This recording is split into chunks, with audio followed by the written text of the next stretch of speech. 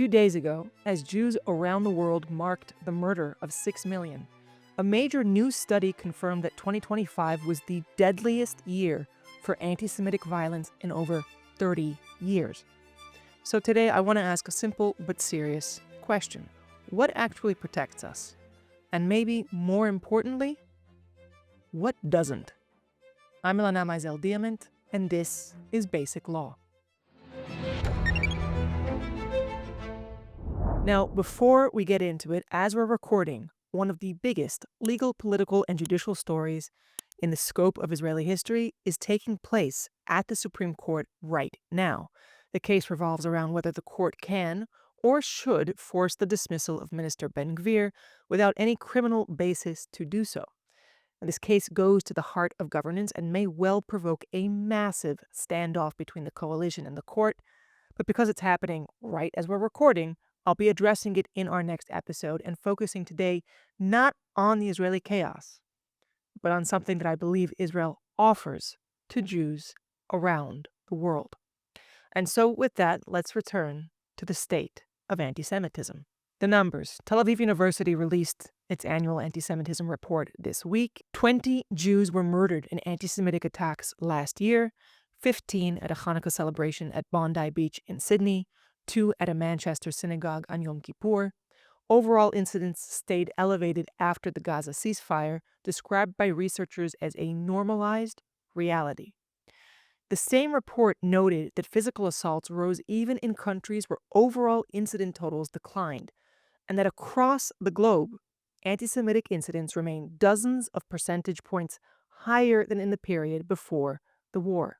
And as we've often mentioned here, in the United States, the FBI's 2024 data recorded the highest number of anti-Jewish hate crimes since the agency began tracking in 1991. Jews are just 2% of the American population, and they were the victims of 70% of all religion-based hate crimes. Now, not so long ago, many more Jews felt safe in many more places. According to the AJC's 2025 survey, more than 9 in 10 American Jews now feel less safe as a Jewish person in the U.S., and that was up from 77% just a year earlier. 55% said that they changed their behavior out of fear of anti-Semitism in the past year. 41% have stopped openly displaying signs of their Jewish identity in public, and 30% now avoid certain places or events entirely. There have been dramatic changes in just a few years, and now we have come to the unbelievable point where many of you can probably recall at least one horrific event of anti-Jewish violence that drew international coverage. Maybe it was the May 2025 murder of 2 young Israeli embassy staffers, Yaron Leshinsky and Sarah Milgram, a couple of days away from getting engaged. Or there was last month's Hezbollah-inspired attack when a man drove a truck laden with gasoline and fireworks into Temple Israel in Michigan. Other recent attacks include 3 Canadian synagogues shot at, a synagogue in Liège, Belgium bombed, and a synagogue in Rotterdam set on fire. In January 2026, a synagogue in Jackson, Mississippi was set ablaze with Torah scrolls destroyed. Meanwhile, Holocaust denial is spreading fast on social media. And the International Court of Justice, built from the rubble of World War II, is hearing a genocide case against Israel brought by South Africa and joined by more than a dozen countries. And on and on and on the examples go. The sharp spike in anti-Semitism, really in several different forms of anti-Semitism all at once from many directions, has lots of root causes. And none should take away from the moral culpability of those who foment anti-Semitic views and actions. But what's more interesting to me is to what extent those affected can do something about it in the short and long term. And here, I think we should focus on the question of whether we are assessing the threats against us correctly, and whether the sizable efforts that we put into combating anti-Semitism already, I'll focus mainly on Holocaust education today, are yielding or even can yield the results that we would like. Today, 29 American states require Holocaust education in schools.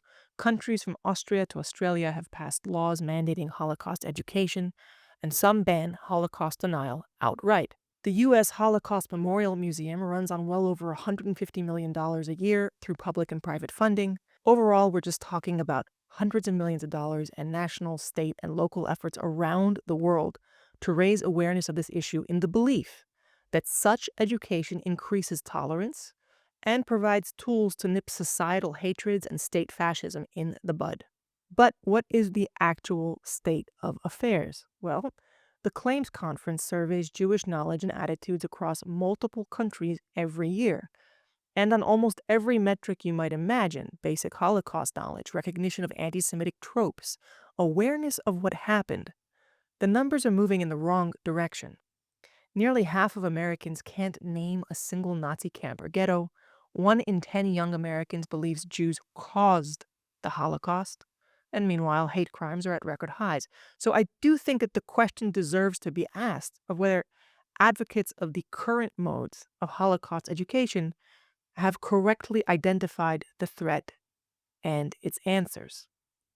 Now, there is a serious school of thought that places at least some of the blame for the inadequacy of our response to modern anti-Semitism on the way that Holocaust education was built. I find parts of it compelling, and I do want to share it, but I do it in full admiration of the people and the organizations who have devoted themselves to this laudable mission regardless. Holocaust education in the West was designed primarily to teach everyone a universal lesson about tolerance and prejudice. The assumption was that Jew hatred had been solved. And critics suggest that 3 things went wrong with that paradigm.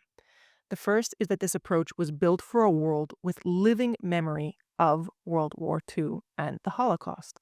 A 2025 RAND survey found that the most widely used teaching materials focused almost entirely on the horrors and say almost nothing about the anti-Semitism that enabled them. Historian Daniel Green says that the assumptions behind our curricula are simply, quote, incapable of meeting the conditions we face today. Second, attempts to make the Holocaust more understandable and accessible by universalizing its story to one of intolerance and political turmoil erased what makes anti-Semitism unique because it's not a generic hatred. It has a specific logic, a centuries-old tradition of casting Jews as the hidden source of society's ills. Dara Horn, in her book People Love Dead Jews, and her 2023 Atlantic essay, Is Holocaust Education Making Anti-Semitism Worse?, puts it directly. The bedrock assumption that has endured for nearly half a century is that learning about the Holocaust inoculates people against anti-Semitism. But, she says, it doesn't. In other words, using dead Jews as symbols is not necessarily helping the living ones. And third, by focusing on the older mutations of Jew hatred, some say, we were left unprepared for the newest ones. Scholar Naya Lecht in Scaffolding Anti-Zionism, The Hate We Missed, shows how anti-Semitism mutates from variant to variant: anti-Judaism, racial anti-Semitism, and now anti-Zionism. What's striking about this, though, is that anti-Zionism wasn't new. It's been baked into Jewish existence since the establishment of the state. The UN resolution equating Zionism with racism, in force from 1975 to 1991, is just one example. And yet, the Jewish community spent a long time trying to draw firm distinctions between anti-Zionism and anti-Semitism that, at least today, should be increasingly unconvincing. Alongside this process, as Nazi imagery became toxic in the mainstream, something else happened. The language of genocide, of oppressor and victim, perpetrator and innocent, was stripped of its Jewish content in academia. It was universalized and then turned against Israel. Marlene Gallner traces exactly this in Germany, a country that built extraordinary Holocaust memorial culture, mourning dead Jews with great solemnity, and then using the same vocabulary to condemn the living Jewish state. The road from the Berlin Holocaust Memorial to the ICJ genocide case really is that short.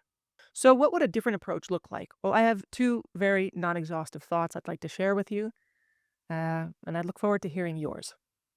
Those who follow this show won't be surprised that I think that one of the keys is changing the way that we, the Jewish people, understand and teach this history within our communities. According to Pew Research, Holocaust remembrance is the single most important marker of Jewish identity for American Jews. 76% call it essential, more than religious practice, more than leading an ethical life, more than caring about Israel. And British Jews feel the same. The Holocaust is the most powerful shared experience binding us together globally. What that identification looks like in practice in much of the diaspora is an orientation around atrocity, around the perpetrators, around the machinery of murder. What is much less focused on is the civilization that was destroyed, the vibrancy, the family life, the scholarship, the humor. And the result is that many Jews today know more about the Nazis than they do about Yiddish theater and poetry, and more about Auschwitz than they may know about their own great-grandparents' world. And it means that what holds diaspora Jewish life together is defined largely by catastrophe rather than by pride. So I would say it's time to widen the lens, both to the broader and tragic history that we've lived over the course of an eon throughout the world, but also to the figures and the stories demonstrating our extraordinary survival, our creativity, our stubbornness. And just think, before the Holocaust, 9.5 million Jews lived in Europe. It was a civilization of scholars and poets, musicians, and kvetchers, and Yiddish theaters, and centuries of accumulated life. Teaching only what was done to them and not who they were is to caricature their legacy and to deprive ourselves of the opportunity to continue it wherever we may live in the world. A deeper and more multifaceted Jewish identity will allow us to better identify and address the threats to it, whether through law, education, or other means. Now, beyond that, a singular message emerges from the bad chapters in our history, and that is that we need an army to defend us and a state in which to build thriving and happy lives. Now, this is not the only reason we need and are entitled to Israel, but it is one that, of course, cannot be overlooked. And Israel's entire existence is built on revival and redemption in a way that I think eludes the stories of many Jewish communities throughout the world. Now, I say that as someone who is a proud American and who grew up in such a community. And it's striking that a 2025 JFNA survey found that only 37% of American Jews identify as Zionist. And this, to me, is a sign that the defining story of modern Jewish life as a collective is still the atrocity rather than the comeback.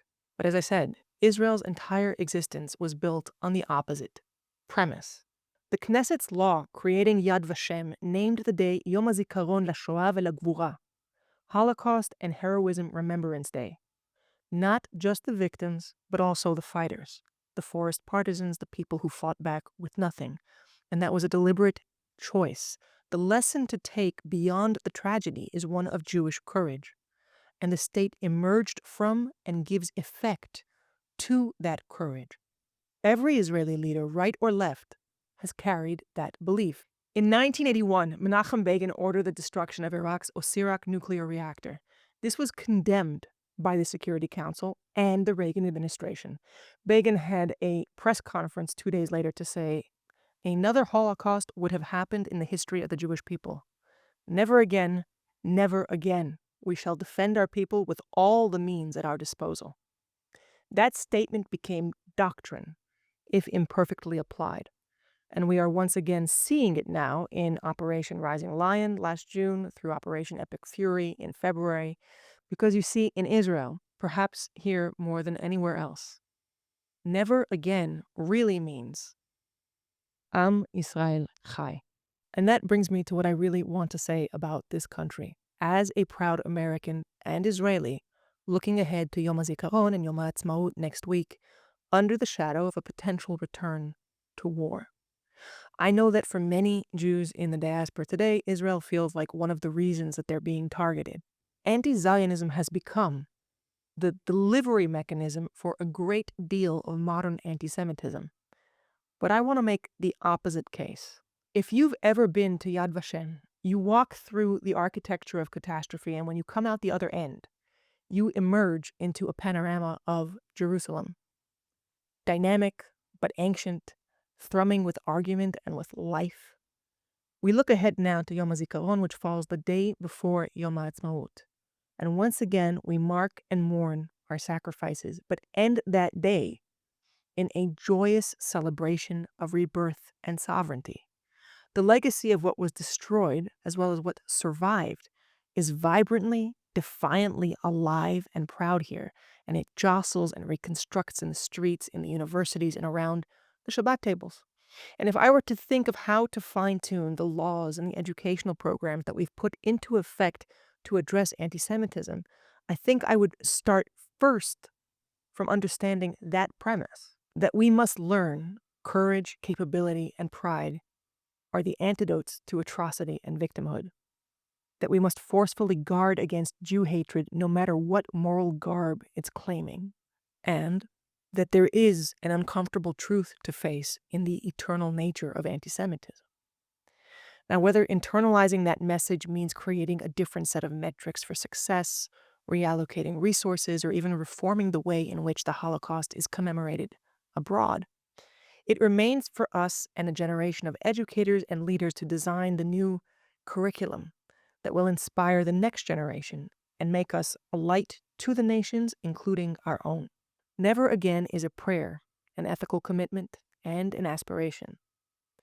But the unabashed joy and courage of Am Yisrael Chai is what gives it force. The Jewish people lives. I'll see you next week.